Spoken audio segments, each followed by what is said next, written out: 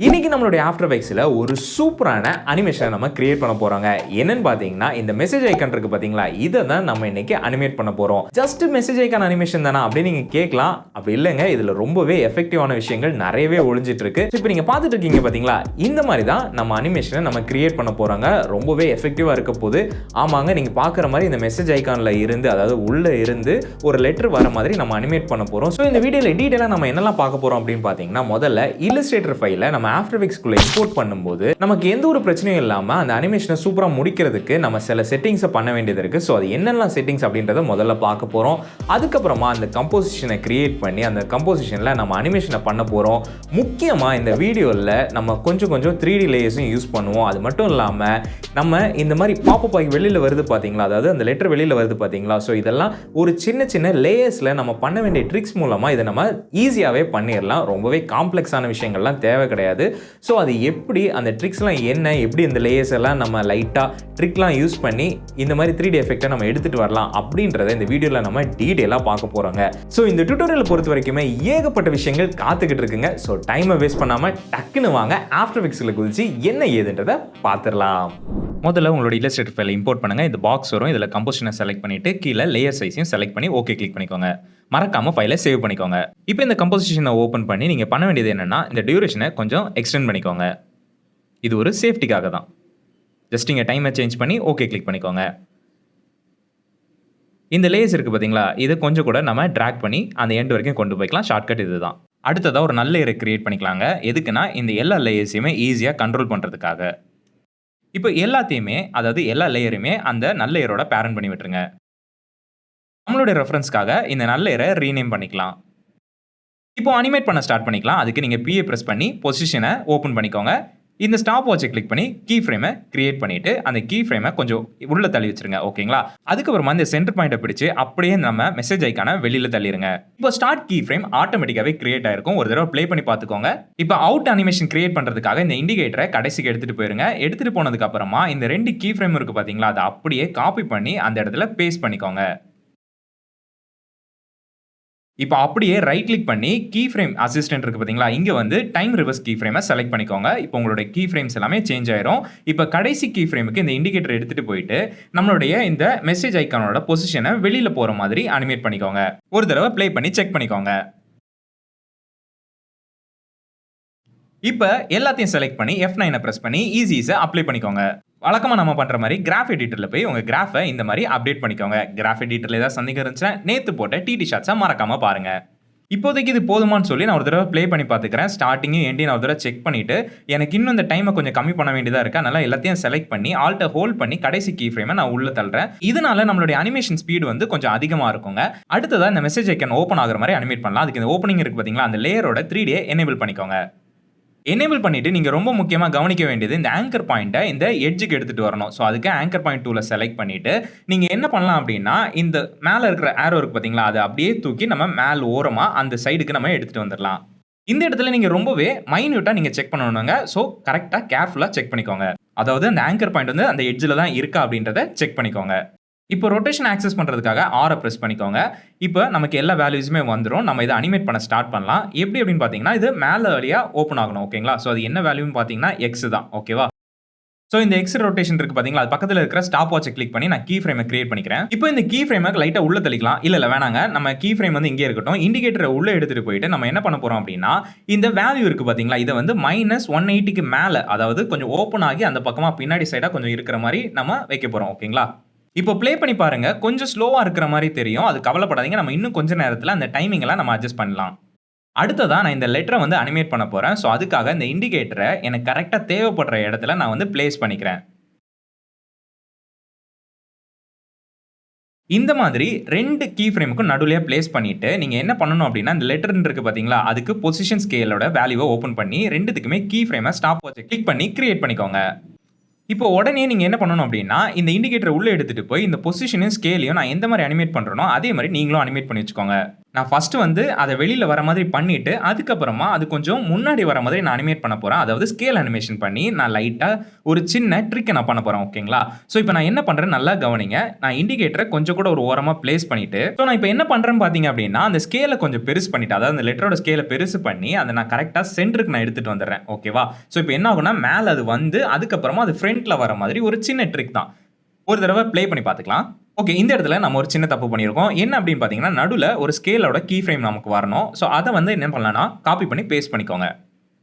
இப்போ ப்ளே பண்ணி பார்க்கும்போது, நான் எதிர்பார்த்த மாதிரியே மேல பொசிஷன் ஆயிட்டு, அதுக்கப்புறமா ஸ்கேல் ஆகுது. இந்த இடத்துல தான் நம்ம ஒரு சின்ன ட்ரிக்க பண்ணி ஒரு 3D டெப்த்த நம்ம இந்த அனிமேஷன்ல எடுத்துட்டு வர போறோங்க. அதுக்கு நீங்க என்ன பண்ணணும் அப்படின்னா, கரெக்ட்டா இந்த லெட்டரோட அனிமேஷன் ஸ்டார்ட் ஆகும்போது, அந்த இண்டிகேட்டர பிளேஸ் பண்ணி, மேல இருக்கிற ஓப்பனிங் லேயர் இருக்கு பார்த்தீங்களா, அத வந்து கண்ட்ரோல் ஷிஃப்ட் D குடுத்து அந்த லேயர ஸ்ப்ளிட் பண்ணிக்கோங்க.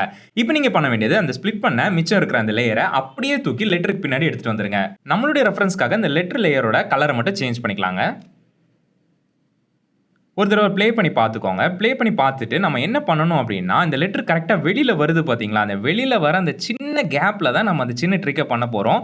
அந்த இடத்துல இந்த இண்டிகேட்டர் பிளேஸ் பண்ணிட்டு, அந்த லெட்டருக்கும் அந்த ஃப்ரண்ட்ல இருக்கிற அந்த லேயருக்குமான ஒரு சின்ன கேப் வர இடத்துல நம்ம அந்த லேயர ஸ்ப்ளிட் பண்ணி, அந்த ஃப்ரண்ட் லேயர திருப்பி நம்ம எப்படி ஃபர்ஸ்ட் பண்ணோமோ அதே மாரி பின்னாடி எடுத்துட்டு வந்துக்கலாம். அதாவது லெட்டருக்கு பின்னாடி எடுத்துட்டு வந்துடலாம். இப்ப நீங்க ப்ளே பண்ணி பார்க்கும்போது கரெக்ட்டா அந்த லேயர் உள்ள இருந்து வெளில வந்து, அதுக்கப்புறமா அது கேமரா கிட்ட வர மாதிரி நமக்கு ஒரு அனிமேஷன் கிடைக்கும்.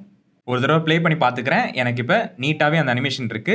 இப்ப நம்ம என்ன பண்ணணும்னா, அந்த மேல இருக்கு பார்த்தீங்களா, அந்த ஓப்பனிங் அத வந்து நம்ம கட் பண்ணணும். எந்த டைம்ல நம்ம அத வந்து கட் பண்ணோம் அப்டின்னா, இது உள்ள இருந்து வெளில வருது பார்த்தீங்களா, அந்த லெட்டர் வெளில வரும்போது அது வந்து ஒரு டைம் ஹைட் ஆகும். ஓகேங்களா? அந்த டைம்ல கரெக்ட்டா நம்ம அந்த லேயர ஸ்ப்ளிட் பண்ணி அத வந்து வெளில எடுத்துட்டு போயிரலாம். ஓகேங்களா?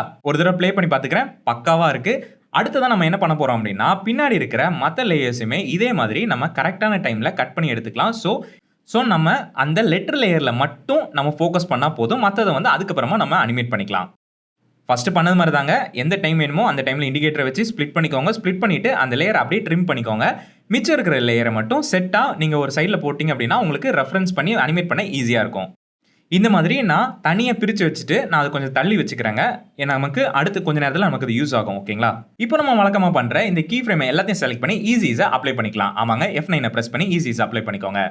ஒரு தடவ ப்ளே பண்ணி பாருங்க. எந்த மாரி அந்த அனிமேஷன் ஸ்மூத்தா இருக்குன்னு சொல்லி. சோ அதுக்கு ஏத்த மாரி நீங்க கிராஃப் எடிட்டர்ல போய் அட்ஜஸ்ட் பண்ணிக்கலாம். இந்த இடத்துல பார்த்தீங்க அப்டின்னா, நம்ம ஒரு சின்ன தப்பு பண்ணியிருக்கோம். என்ன அப்டின்னா, நம்ம ஸ்ப்ளிட் பண்ணோம் பார்த்தீங்களா? சோ அதோட மிச்சம் இருக்கிற அனிமேஷனும் பின்னாடி நடந்துட்டு தான் இருக்கும். சோ அதையும் நம்ம மறந்துராம, அதுக்கும் F9 பிரஸ் பண்ணி ஈஸிஸ் அப்ளை பண்ணிட்டு, எல்லாத்தையும் சேர்த்து செலக்ட் பண்ணி நம்ம இந்த கிராஃப் எடிட்டர்ல சேஞ்ச் பண்ணிக்கலாம். இது மூலமா நடுவுல நம்ம எந்த பிரச்சனையும் சந்திக்க வேண்டாங்க. அதனால தான் நான் சொல்றேன். ஓகேங்களா? சோ இப்போ நம்ம ப்ளே பண்ணி பார்க்கும்போது ஒரு ஸ்மூத்னஸ் நமக்கு கிடைச்சிருக்கு. இதே மாதிரி நம்ம கீழ இருக்கிற இந்த லெட்டர் லேயருக்கும் நம்ம சின்னதா கிராஃப்ல சேஞ்ச் பண்ணி பார்க்கலாம்.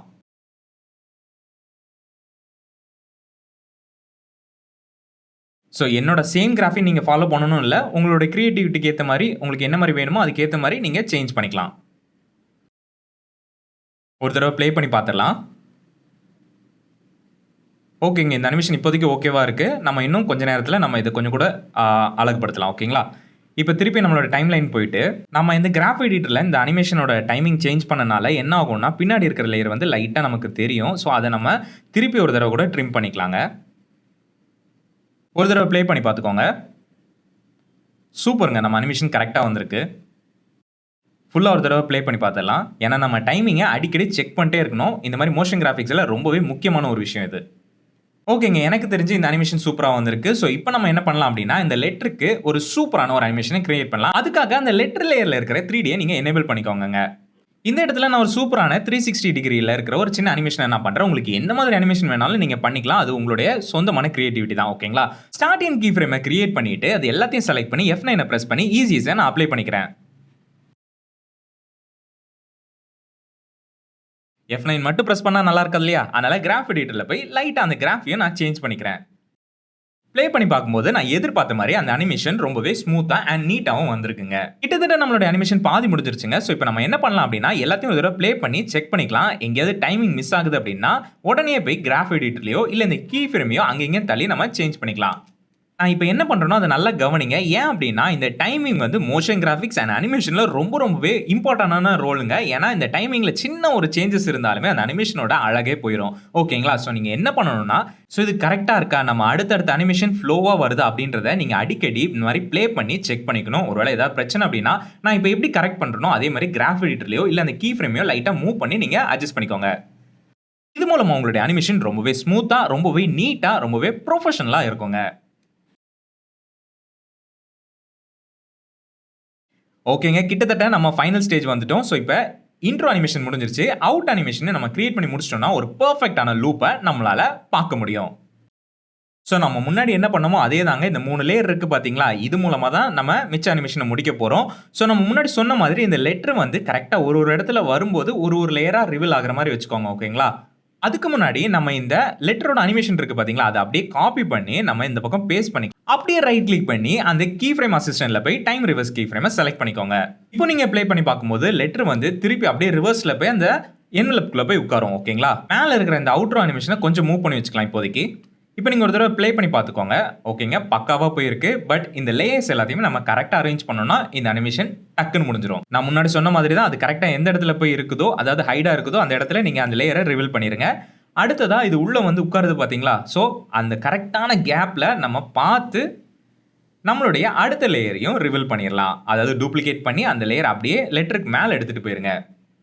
அதே மாதிரி இந்த ஓப்பனிங் இருக்கு பாத்தீங்களா? அதையும் அதே மாதிரி டூப்ளிகேட் பண்ணி மேல எடுத்துட்டு போயிருங்க.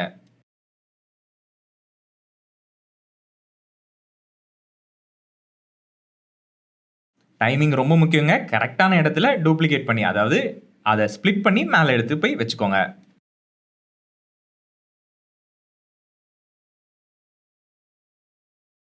ஓப்பனிங் அனிமேஷன் ரிவர்ஸ் பண்றதுக்காக அந்த ஓப்பனிங்ல இருக்கிற ஃபர்ஸ்ட் 2 கீ ஃப்ரேமையும் செலக்ட் பண்ணிட்டு இந்த இடத்துல பேஸ்ட் பண்ணிக்கலாம். முன்னாடி சொன்ன மாதிரி அந்த ரைட் கிளிக் பண்ணி டைம் ரிவர்ஸ் லேயரை செலக்ட் பண்ணிக்கோங்க. Time reverse key frame. ஓகேங்களா? ஸோ இப்போ ப்ளே பண்ணி பாருங்க. கொஞ்சம் நம்ம டைமிங் அட்ஜஸ்ட் பண்ண வேண்டியது இருக்கு.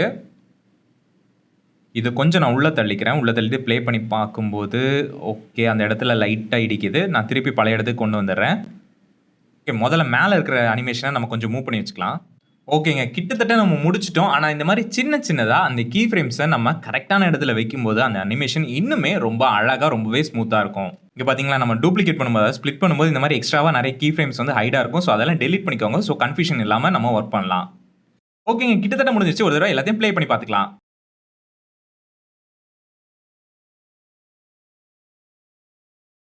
எல்லாமே ஓகே. பட் இந்த கடைசில மட்டும் சின்னதா அந்த அனிமேஷன்ல ஸ்லோனஸ் இருக்கு. ஸோ அத நான் என்ன பண்றேன் அப்டின்னா, லைட்டா அந்த கீ ஃப்ரேம கிட்ட எடுத்துட்டு வந்துடுறேன்.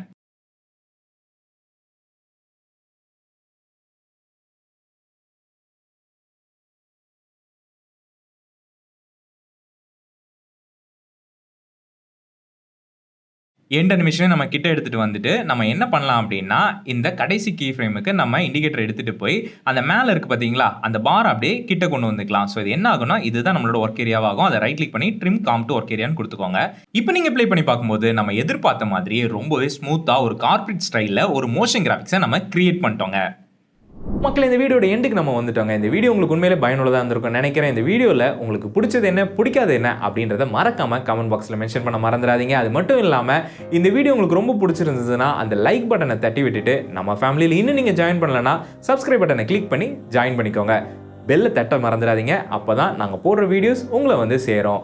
இன்னொரு முக்கியமான விஷயம், ஒருவேளை நீங்கள் இன்னும் இன்ஸ்டாகிராமில் நம்ம ஃபாலோ பண்ணலன்னா ஃபாலோ பண்ணிக்கோங்க. நிறையவே இன்ட்ரெஸ்டிங்கான விஷயத்த, நிறையவே நாலேஜை அந்த இடத்துல நாம் ஷேர் பண்ணிகிட்டு இருக்கோம். ஸோ மறக்காமல் செக் பண்ணி பாருங்கள். அது மட்டும் இல்லாமல் சின்ன after effects, premiere pro, photoshop, இல்லஸ்ட்ரேட்டர்னு சொல்லி நிறைய விஷயத்தை பற்றின சின்ன கேம்ஸ்லாம் நம்ம பண்ணிகிட்டு இருக்கோம். அதே மாதிரி உங்களுக்கு என்ன சந்தேகங்கள் இருந்தாலும் நீங்கள் மறக்காமல் இன்ஸ்டாகிராம்லையோ இல்லைன்னா கமெண்ட் பாக்ஸில் நீங்கள் கேளுங்க. கண்டிப்பாக உங்களுக்கு ஹெல்ப் பண்ண காத்துக்கிட்டு இருக்கோம். ஸோ அடுத்த பதிவில் பேசுவோம். அதுவரை உங்கள் ஏபி.